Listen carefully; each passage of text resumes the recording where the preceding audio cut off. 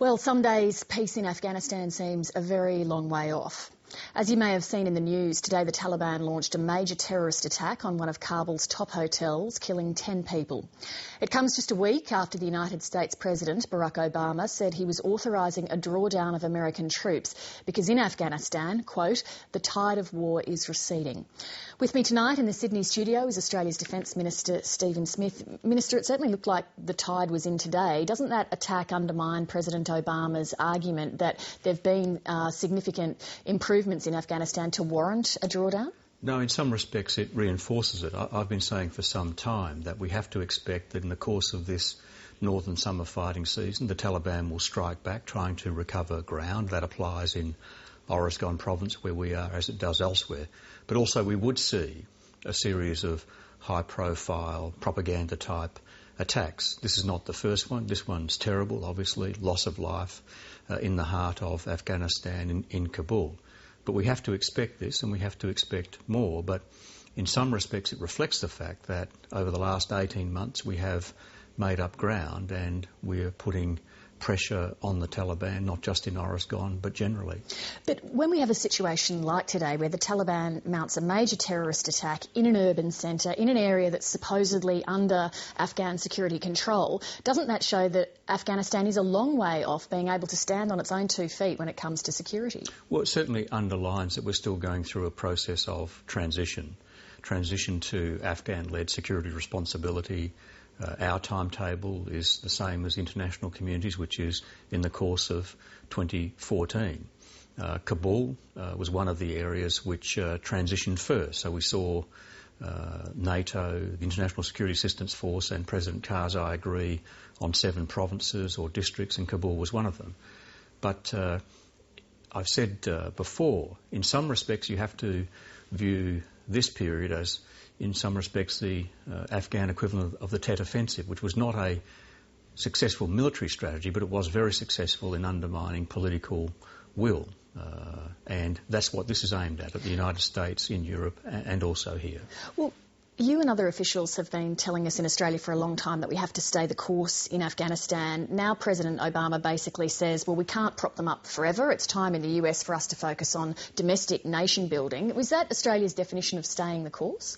Well, we don't want to be there forever, but if we left tomorrow, that would open up a vacuum into which, on our analysis and on the United States analysis, international terrorism could well move into and flourish again. Our primary objective is to stop Afghanistan, the Afghanistan-Pakistan border area, again becoming a breeding ground for terrorism. But how do you measure that?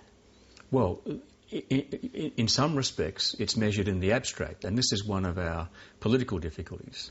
When there are fatalities, they quite rightly send a tremor through the Australian community, as they do in other countries. What we don't want to see are further examples of terrorist atrocities where Australians are on the receiving end. And we've seen that, whether it's in the United States, whether it's in Southeast Asia or Europe. If it's measured in the abstract, then how do we know that now's the time to begin a drawdown? What I say about the abstract is I don't want to see another terrorist atrocity committed in our region, or committed in Europe, or committed in the United States, where Australians are on the receiving end of it. So that's why I say it's in the abstract, because we don't want people to visualise such an atrocity. But we do know we're making progress. Yes, we're seeing a United States drawdown of a surge, but they'll still be left with 68,000 troops.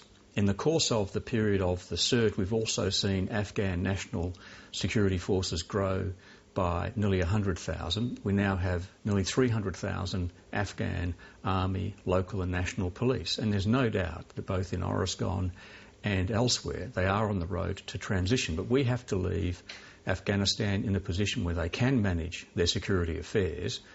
It may well be that countries like the United States and Australia are there in some capacity after 2014, whether it's special forces, whether it's Overwatch. It'll certainly be institution building and capacity assistance, but we've got to give them the opportunity to lead on security matters. But 20 years ago, America made a calculation that, OK, we think it's time to pull out of Afghanistan, to withdraw support for the Mujahideen, and then 9/11 showed that that had been a major miscalculation. It's entirely possible, isn't it, that the decision to withdraw by 2014 could also be a miscalculation?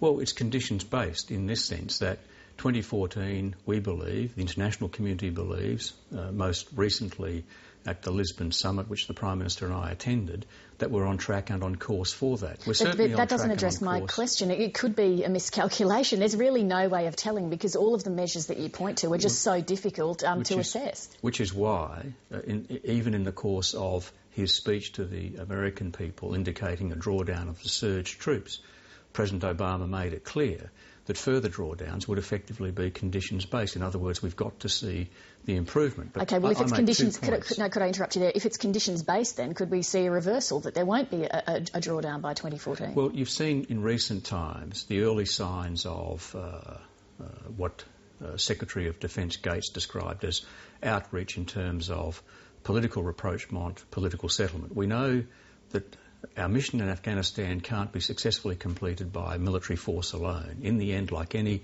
counterinsurgency, there has to be a political settlement.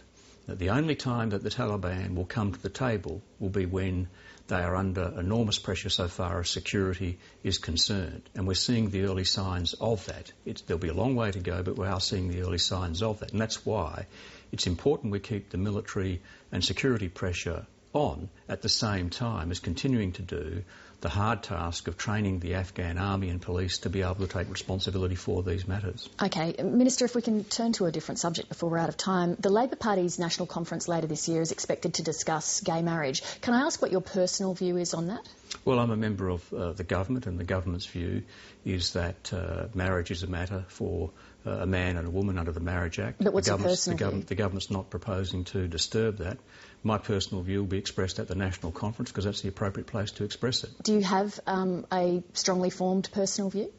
Well, I've been doing what very many members of Parliament have been doing, which is to listen to the views of their electorate. In the end, I regard it essentially as a personal matter, but as a Cabinet Minister, it's not the sort of issue that I would be articulating a view about in advance of what I regard as the appropriate party and government process, and that's the national conference. I'll have no qualms whatsoever about putting my view at the national conference, either as a delegate if the Western Australian branch wishes me to be a delegate, or as a member of the parliamentary party turning up. And can I ask what you think the dominant view is of people in your electorate of Perth? I would have thought the majority view was that this is that a union or a marriage between a same-sex couple was something which was essentially a matter for them, and the community or the state shouldn't interfere with that. That's certainly, in terms of a majority view, I think that would be the overwhelming majority view of the people in my electorate. Having said that, this is an area where there are strong views personally held, and it's not the sort of area where, irrespective of what view people hold, one should form or hold a critical view of anyone else just because they have a different view. Stephen Smith, thank you very much for joining us tonight. My pleasure. Thanks very much.